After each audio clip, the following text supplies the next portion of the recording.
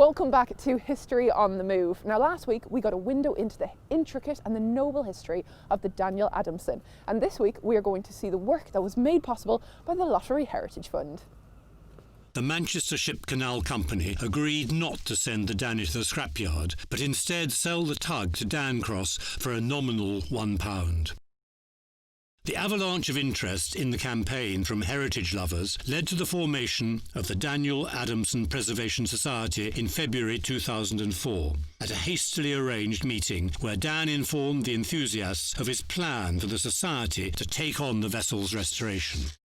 Help came from individual volunteers throughout the UK and support from local businesses. All that free help we got from the dry dock owners, from the surveyors, from the paint manufacturers, rope manufacturers, all that stuff that we got was a real good kickstart and gave us the momentum then to keep us going forwards. During these times, even the most dedicated volunteers must have asked themselves, why am I doing this?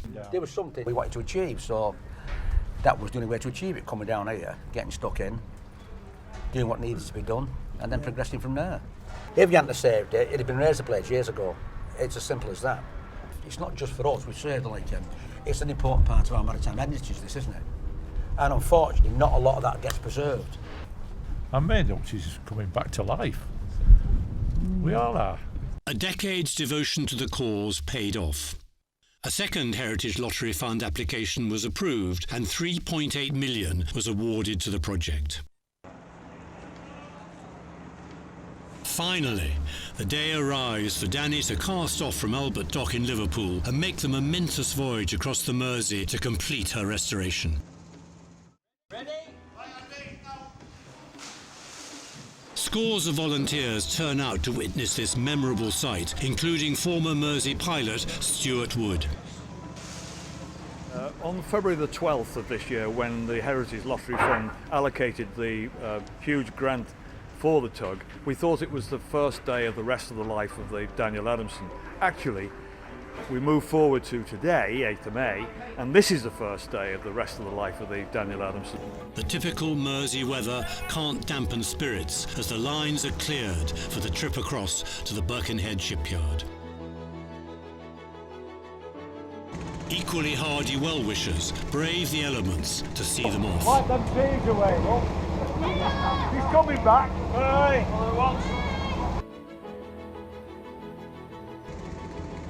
As the ship clears the River Lock, it seems that all their cherished dreams are finally becoming a reality.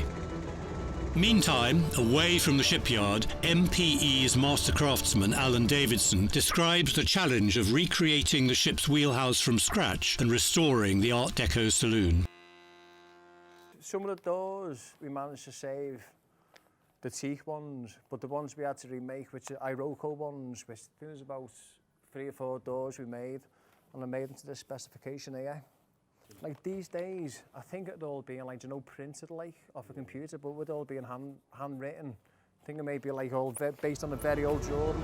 She arrives at Camel Laird's wet basin, the site of the slipways of the Danny's builders, the Tranmere Bay Development Company, where she entered the water in 1903.